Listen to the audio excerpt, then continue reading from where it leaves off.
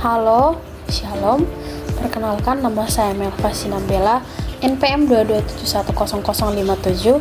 Di sini saya akan mencoba mempresentasikan atau menjelaskan bagaimana teknik membudidayakan tanaman ubi, khususnya pada ubi jalar. Didasari dengan praktikum yang telah kami lakukan.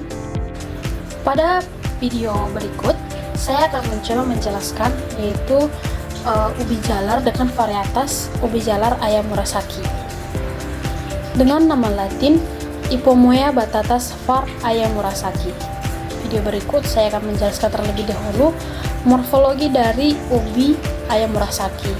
Pertama, dari bagian batangnya tidak berkayu, berbuku-buku dan tumbuh merambat atau tegak. Kemudian bagian daunnya berbentuk bulat sampai lonjong, tepi rata, dan ujung daun meruncing. Kemudian pada bagian akar tunggang yang terdiri dari akar pendek, kecil, besar, dan akarnya tumbuh ke samping. Kemudian pada bagian umbi berbentuk lonjong, bertekstur keras, dan berwarna ungu kehitaman seperti pada gambar berikut. Ubi jalar ayam Murasaki merupakan varietas ubi jalar yang berasal dari Jepang. Kemudian saya akan mencoba menjelaskan bagaimana teknik perbanyakan tanaman ubi jalar yang telah kami praktikkan. Yang pertama, dimulai dengan stek pucuk, yaitu prosedurnya memilih tanaman ubi jalar yang berumur lebih dari 2 bulan. Kemudian potong batang tanaman sepanjang 15-25 cm. Kemudian pastikan setiap potongan minimal memiliki 2 bagian batang. Lalu letakkan di tempat teduh selama 1 minggu. Setelah 1 minggu, kemudian dilakukan penanaman. Kemudian perbanyakan dengan menggunakan stek umbi, yaitu dengan cara pertama menyiapkan alat dan bahannya berupa pisau, gelas, air, beserta dengan tusuk gigi. Yang pertama, siapkan ubi varietas ayam Murasaki. Kemudian potong bagian bawah umbi. Setelah umbi dipotong, siapkan gelas yang diisi dengan air hingga penuh ke permukaan gelas. Kemudian pada bagian umbi, tusukkan tusuk gigi sebanyak 4 biji untuk menopang umbi agar dapat diletakkan di atas gelas.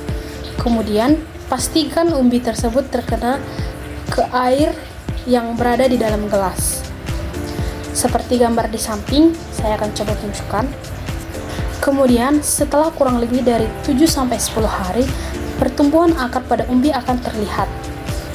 Dan seiring pertumbuhan akar telah terjadi, akan terdapat pertumbuhan tunas-tunas baru dari bagian umbi tersebut.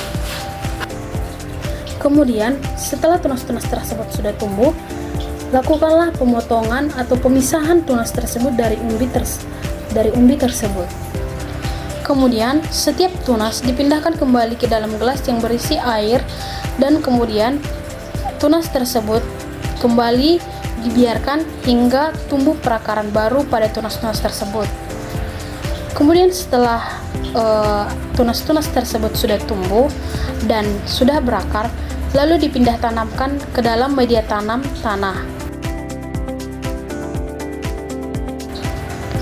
Cara penanaman umbi tersebut yaitu dengan cara setiap tunas ditanam ke dalam karung yang telah diisi dengan tanah topsoil dan yang telah dicampur dengan arang sekam.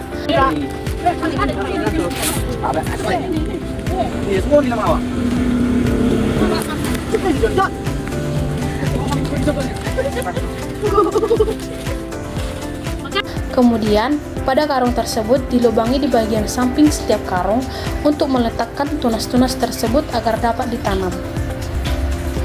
Kemudian setiap harinya kita harus memastikan untuk karung tersebut yang telah ditanami dengan umbi disiram dan selalu diperhatikan pertumbuhannya.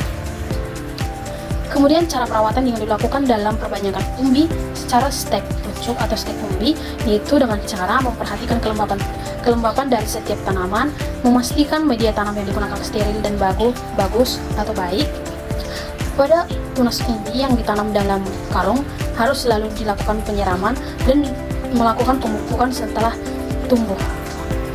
Kemudian, setelah umbi tersebut sudah mencapai 5-6 bulan, sudah dapat dipanen karena pertumbuhan umbi sudah terjadi dalam karung tersebut.